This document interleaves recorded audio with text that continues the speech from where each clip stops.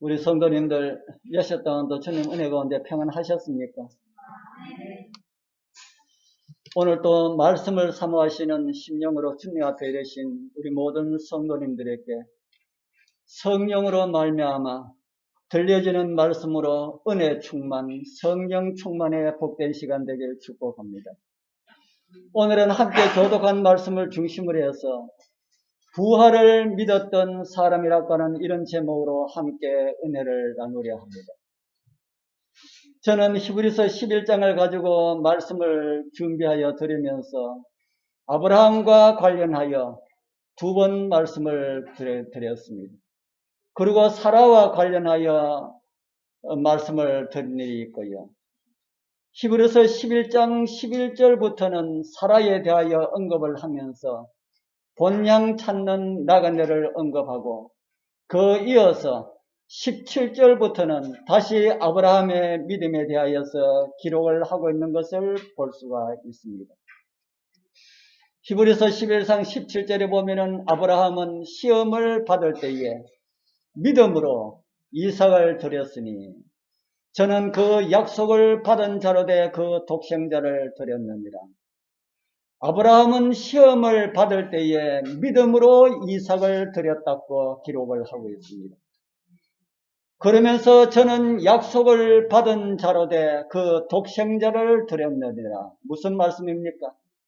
아들에 대한 약속을 받고 하나님의 약속으로 아들을 낳았는데 바로 그 독생자를 하나님께 드렸다고 기록을 하고 있습니다. 하나님께서 약속하여 주신 아들이지만은 하나님께서 원하실 때에 드렸다는 그런 말씀입니다.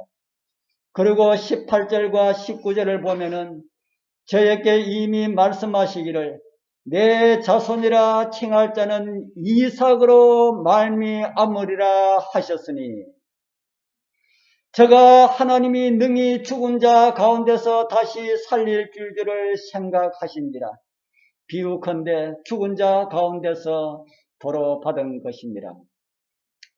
내 자손이라 칭할 자는 이삭으로 말미암으리라 라고 하는 이 말씀을 믿고 죽은 자 가운데서 능히 살려주실 것을 믿고 이삭을 드렸다. 그렇게 성경은 우리에게 가르쳐주고 있습니다.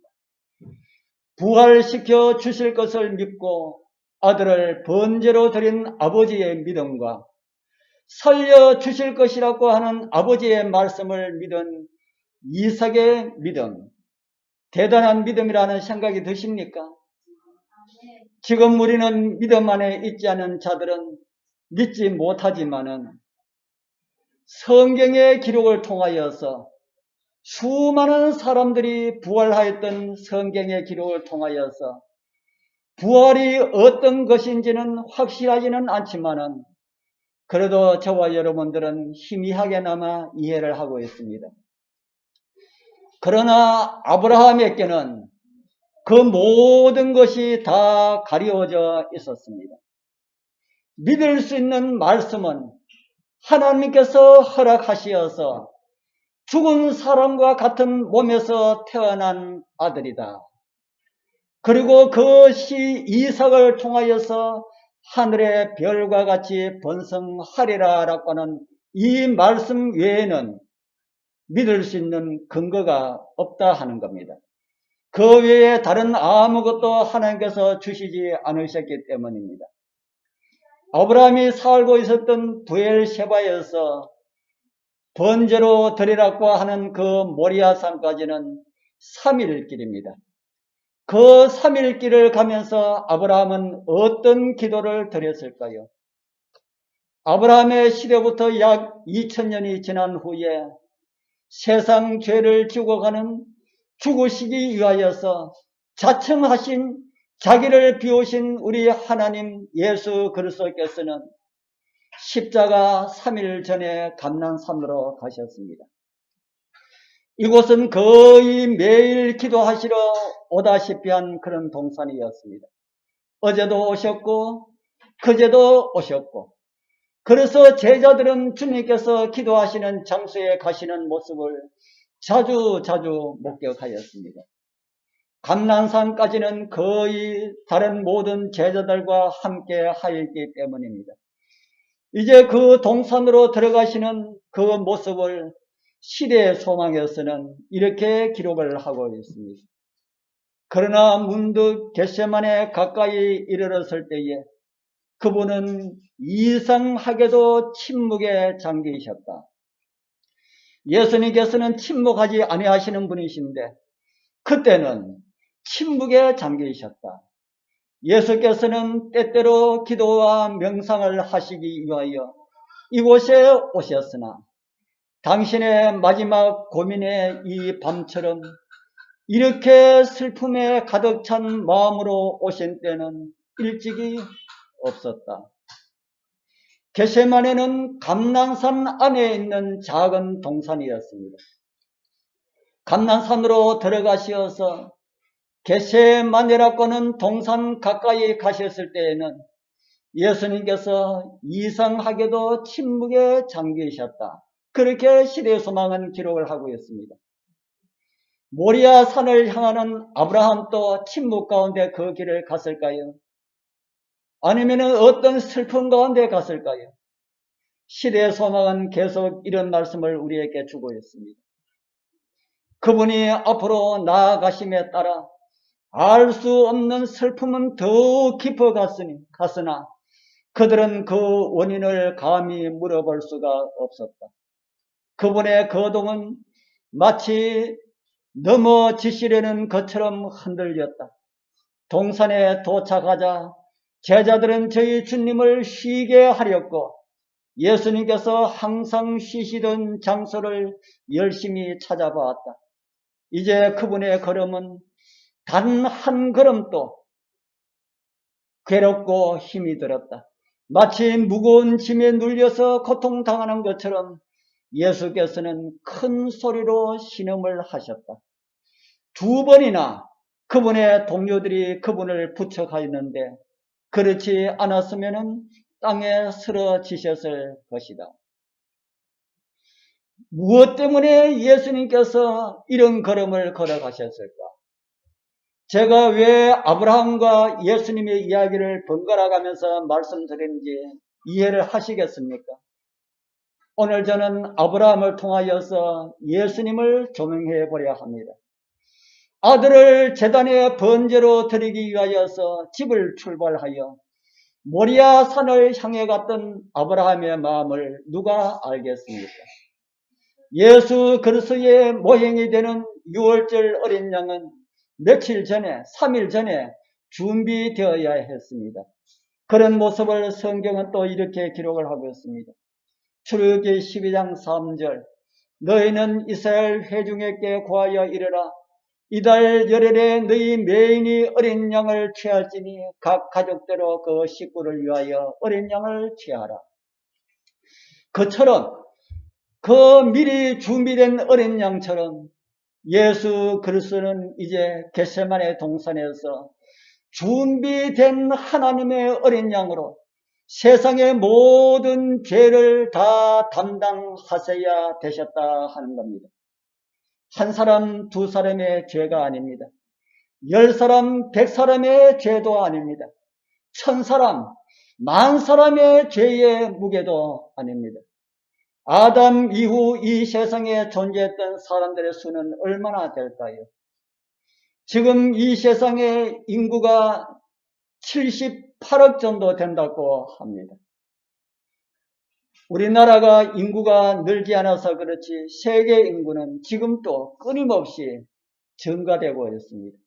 여러분들 인터넷에 보면은 인구수 딱 치면은 지금 현재 인구수가 계속 나오는데 제 컴퓨터에 그걸 열면은 크게 지금 현재 인구수가 계속해서 증가되고 있는 그런 모습이 여러분들 눈으로 확인할 수 있을 것입니다. 그럼 아담 이후에 지상에 존재했던 사람의 수는 지금 인구의 한 10배 정도 될까요? 그 사람들의 모든 죄의 무게가 누구에 의해 올려졌다는 것입니까? 이 세상 아담 이후에 이 세상에 살았던 모든 사람들의 죄의 짐들이 누구 위에 올려졌다고요? 예수 그리스도 위에 올려졌다. 그러나 십자가에 달리시기까지는 기회가 있다는 겁니다.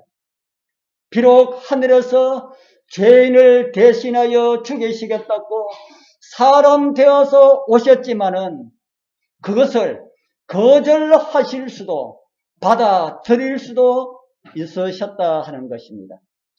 그리고 하나님을 비우셨기 때문에 십자가 이후에 그분의 모습은 암흑 가운데 가려져 있었습니다. 예수님이시기 때문에 부활의 모든 광경들을 예수님 앞에 다 열려 있었는 것이 아니고요.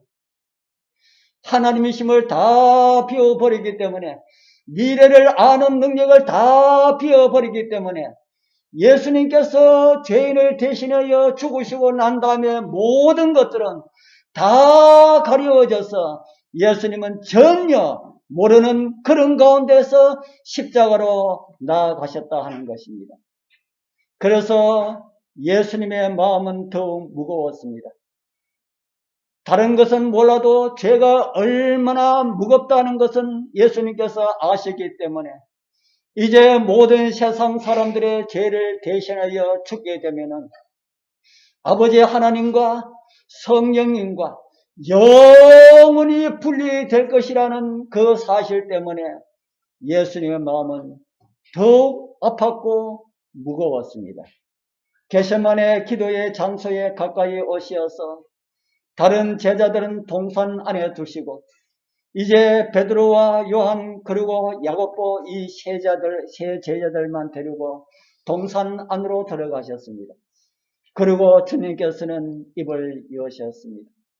이에 말씀하시되 내 마음이 심히 고민하여 죽게 되었으니 너희는 여기 머물러 나와 함께 깨어 있으라.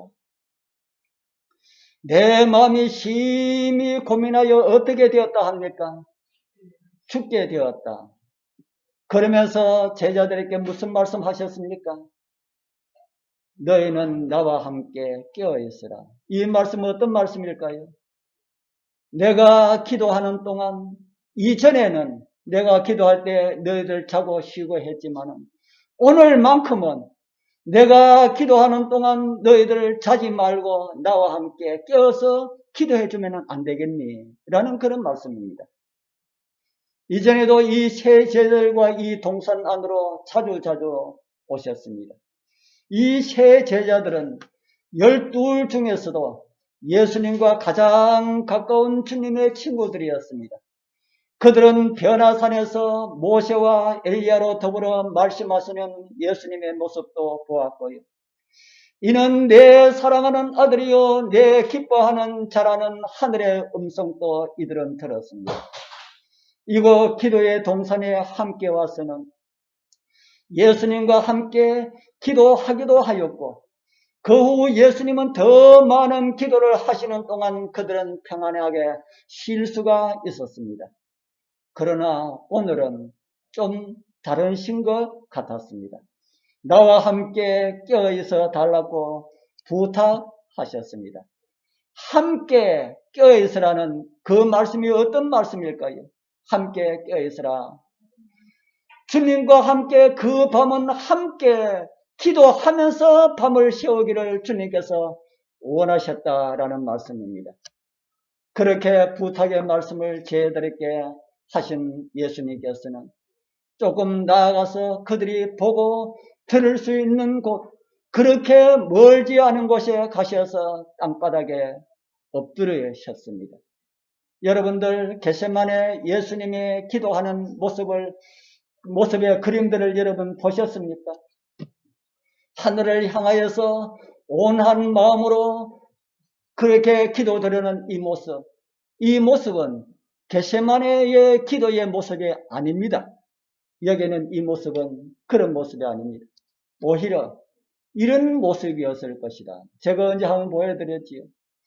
자신이 죄를 짊어지는 그 순간 아버지 하나님과 영원히 분리되시는 것을 주님께서 느끼셨습니다.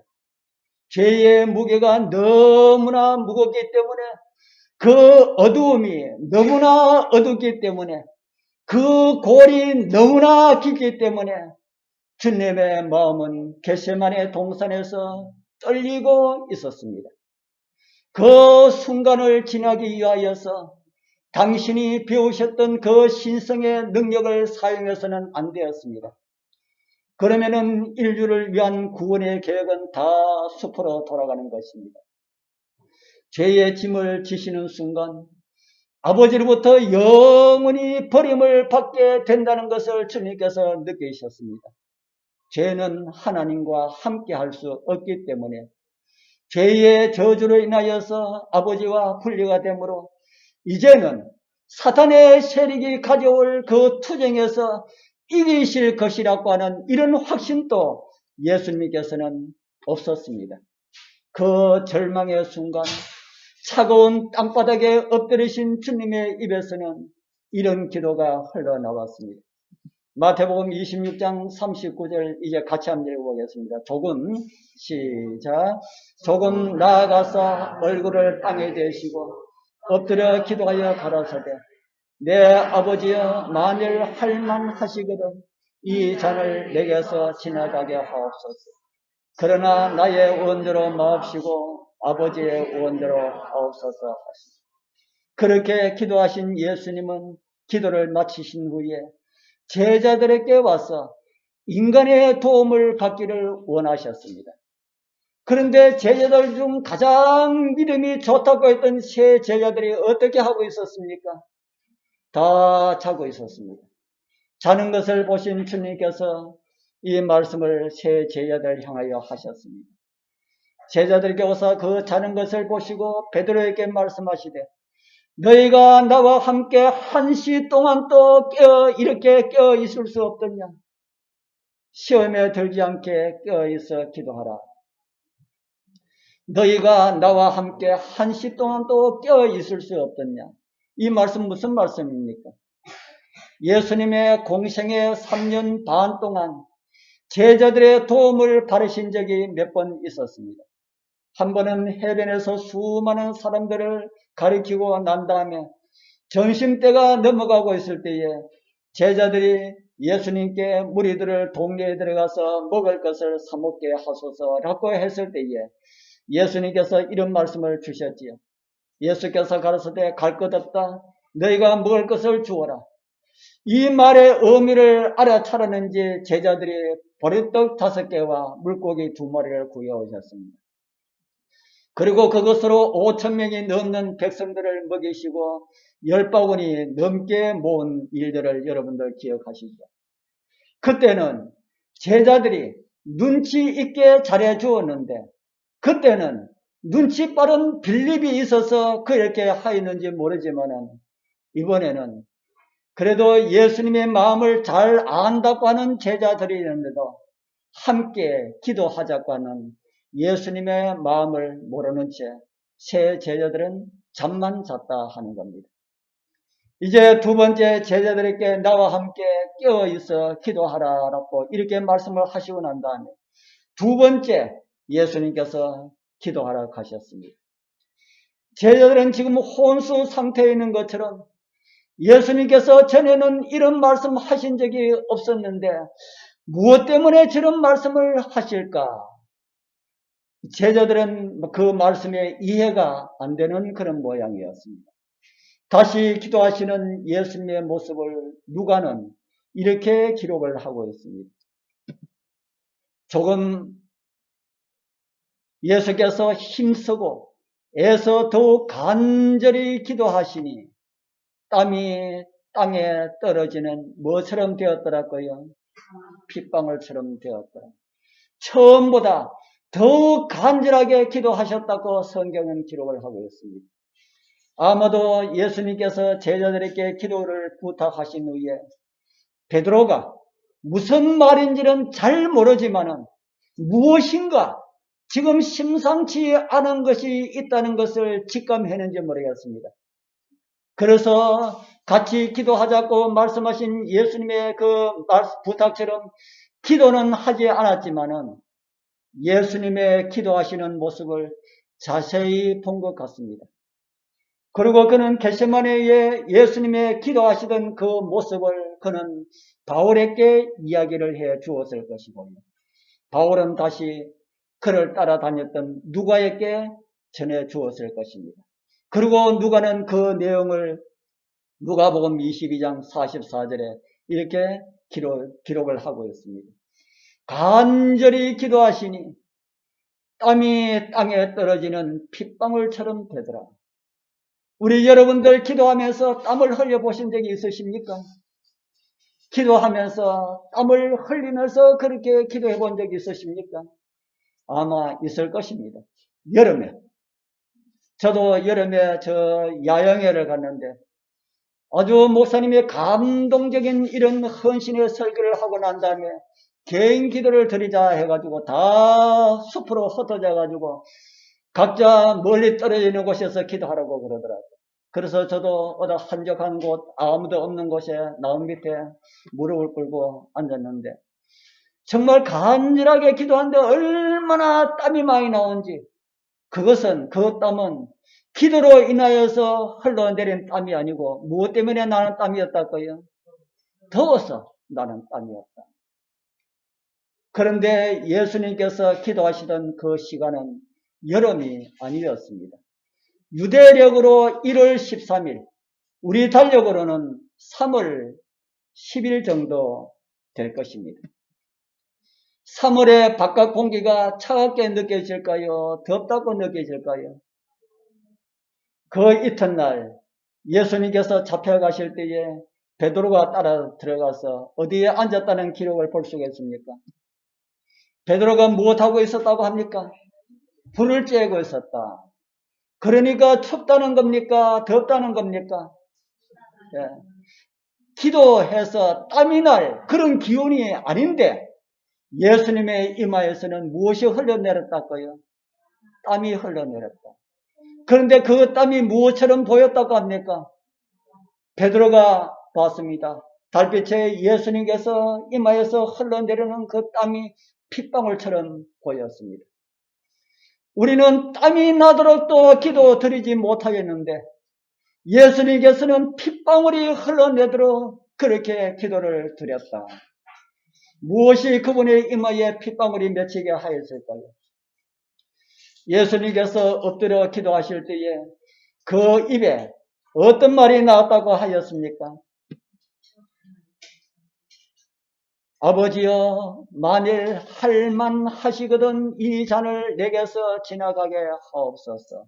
이 말씀 무슨 말씀입니까? 세상의 죄를 대신하여 지신 그 예수님의 그 신성은 아버지와 영원히 분리될 것에 대한 두려움으로 예수님은 지금 떨고 있었습니다.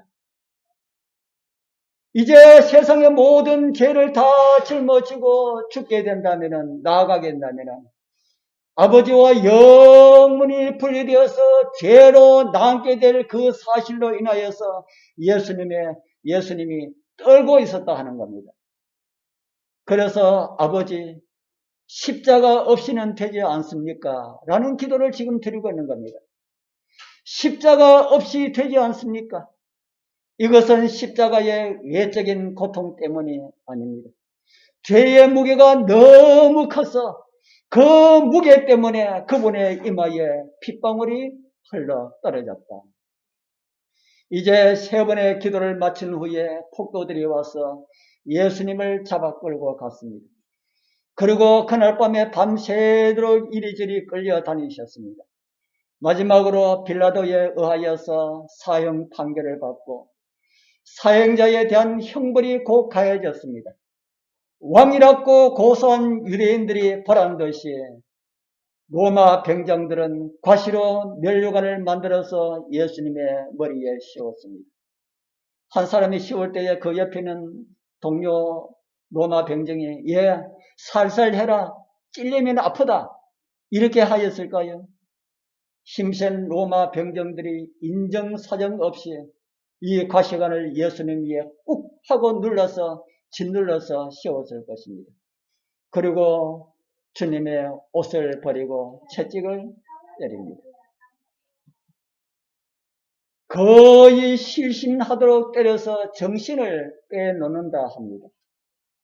십자가의 고통을 적게 느끼도록 그렇게 한다 그럽니다. 십자가형을 받는 사람들은. 그 당시 로마 병정들이 사용하였던 채찍은 보통 채찍과 다른 것이 그 채찍 끝에는 동물의 뼈조각이나 쇠조각을 달아 놓았다 합니다. 그래서 그 채찍을 휘둘러서 등을 치면은요, 그 쇠조각이 등에 탁 박혀가지고 그것을 잡아 당기면은 그 살점이 다 이렇게 파고든다 합니다.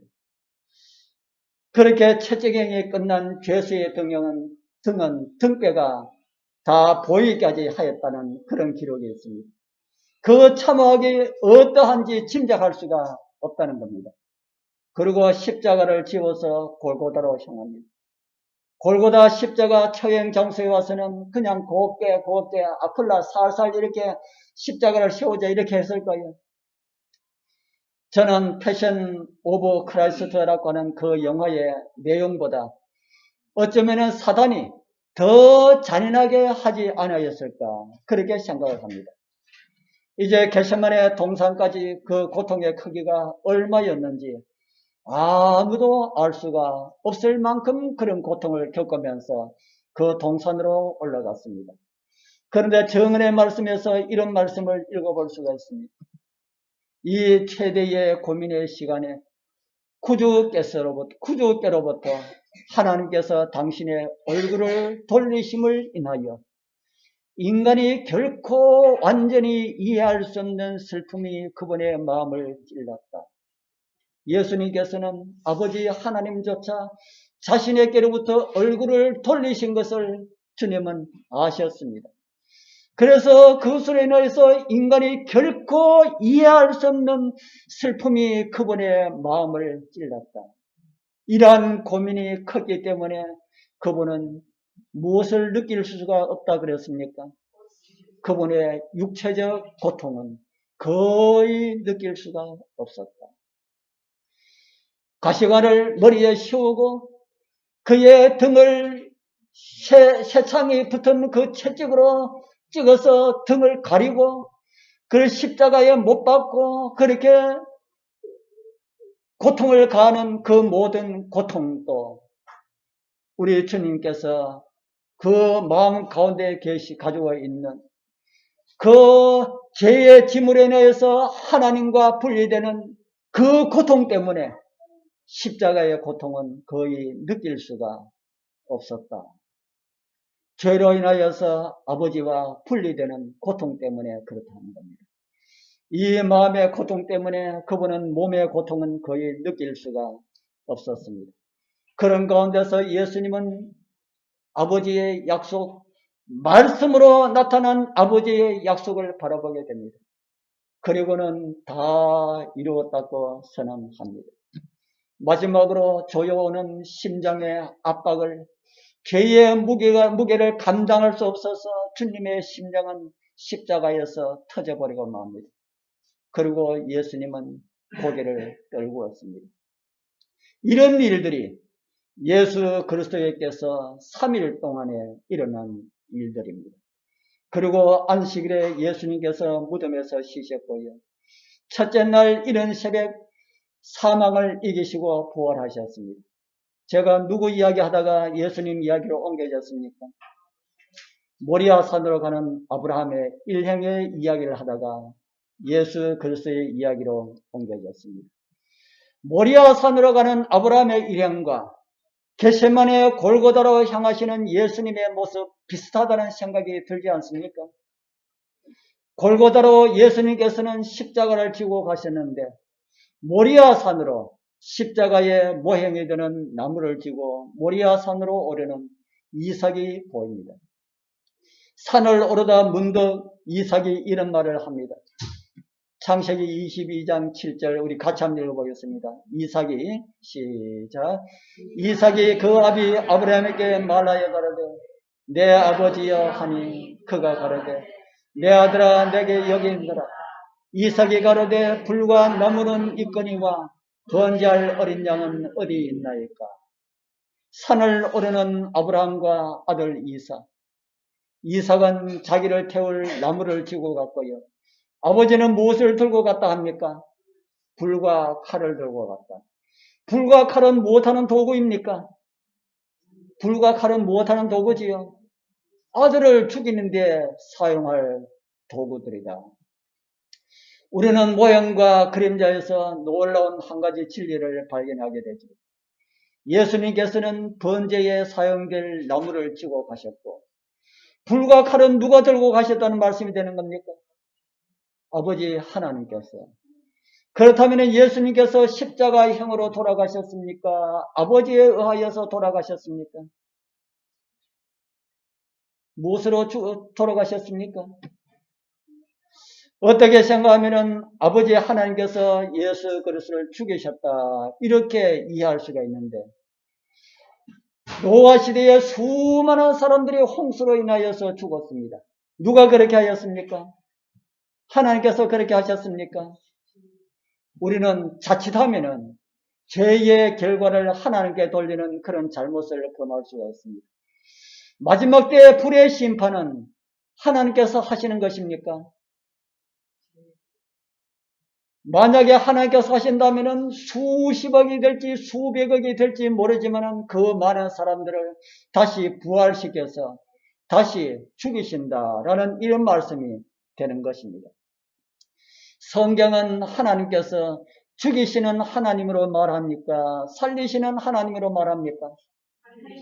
성경은 하나님을 죽이시는 하나님이 아니라 살리시는 하나님으로 성경은 가르쳐주고 있습니다. 태초의 두 생명 아담과 하와를 누가 죽였습니까?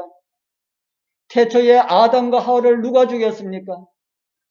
사단이 죽였지요. 사단이 죽였습니다.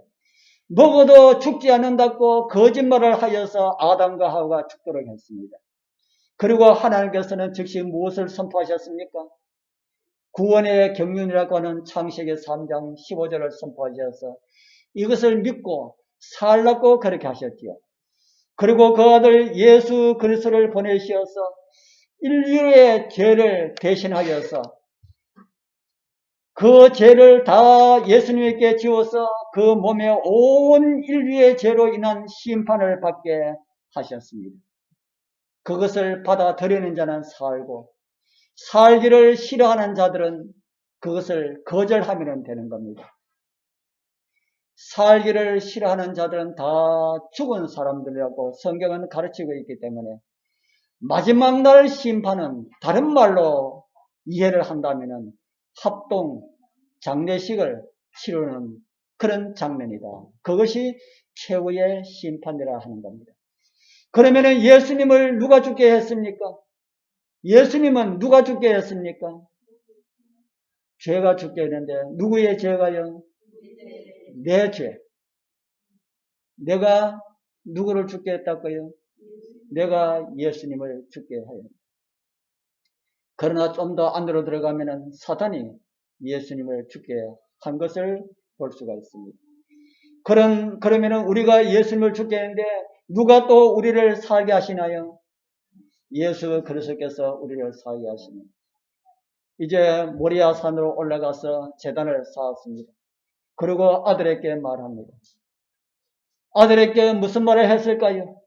하나님께서 너를 하나님께 제물로 드리기를 원하십니다. 그 소리를 듣는 순간 이삭의 머리 가운데 모든 숙제가 다 풀렸습니다. 그 소리를 듣는 순간 이삭이 반항한다는 이런 말을 할 것 같다는 생각을 했습니까? 너를 제물로 드리라고 하나님께서 말씀했다라고 하는 이 소리를 듣는 순간 이삭의 머릿속에 있는 모든 문제들이 다 풀렸다는 겁니다.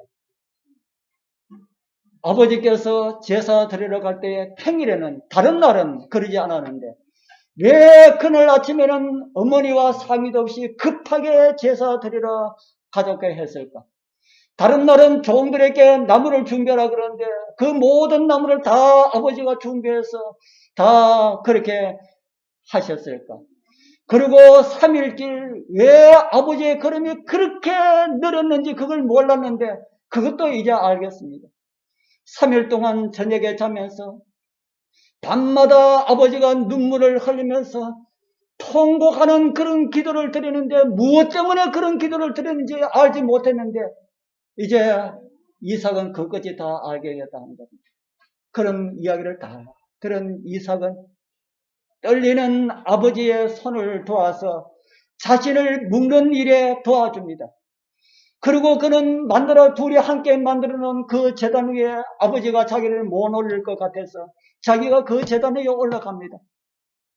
올라가서 다리를 묶고 이제 아버지 제 손만 묶으면 됩니다 하고 나무 제단 위에 올라가서 자기 손을 대고 자기가 눕습니다. 그리고 아브라함은 마지막 끈으로 손을 다 묶고 난 다음에 칼을 들고 아들을 내려칩니다. 이삭이 죽었습니까? 이삭이 죽었습니까? 히브리서에는 이렇게 우리에게 가르쳐 주겠습니다. 저가 하나님이 능히 죽은 자 가운데서 다시 살리실 줄을 생각한지라. 비유컨대 어떤 자 가운데서 도로 받았다고 합니까? 죽은 자 가운데서 도로 받았다. 이삭은 그날 실질적으로 죽지 않았지만 죽은 것과 같았다 하는 겁니다. 우리 성도님들, 이삭이 올라간 제단 위에 이제 저와 여러분들이 올라갈 차례입니다. 불이 나를 다 태워 없애버릴 것 같은 이런 생각이 들 때가 있습니다. 그러나 그때도 주님의 부활을 붙잡게 되길 바랍니다. 모든 것이 절망적인 것처럼 보일 때도 아브라함의 하나님, 이삭의 하나님을 잊지 마시기를 바랍니다. 앞이 캄캄하게 보일 때도 십자가 위에서 앞이 보이지 않지만은 믿음으로 자신을 아버지께 의탁하셨던 예수 그리스도를 바라보시기를 바랍니다. 우리에게도 부활의 생명이 있습니다. 죽음을 두려워하지 말기를 바랍니다. 사는 것도 두려워하지 말기를 바랍니다. 이해해 주지 않는 남편도 아내도 가족들도 다 두려워하지 말기를 바랍니다. 사람들도 두려워하지 말기를 바랍니다. 코로나도 여러분 두려워하지 말기를 바랍니다. 예방주사도 두려워하지 말기를 바랍니다. 아브라함을 인도하신 하나님께서 영원히 저와 여러분들을 인도해 주시기를 바랍니다. 기도드리겠습니다. 하늘에 계시는 거룩하신 우리 아버지 하나님 감사합니다. 아브라함을 통하여 십자가를 보여주시니 더욱 감사합니다. 십자가의 주님, 저희들을 인도하여 주옵소서. 세상을 두려워하지 않게 하시고 오직 하나님만 두려워하게 하옵소서. 말씀에 불순종하는 것을 두려워하는 우리 모두가 되게 하여 주옵소서. 예수 그리스도의 이름으로 간절히 기도드리옵나이다. 아멘.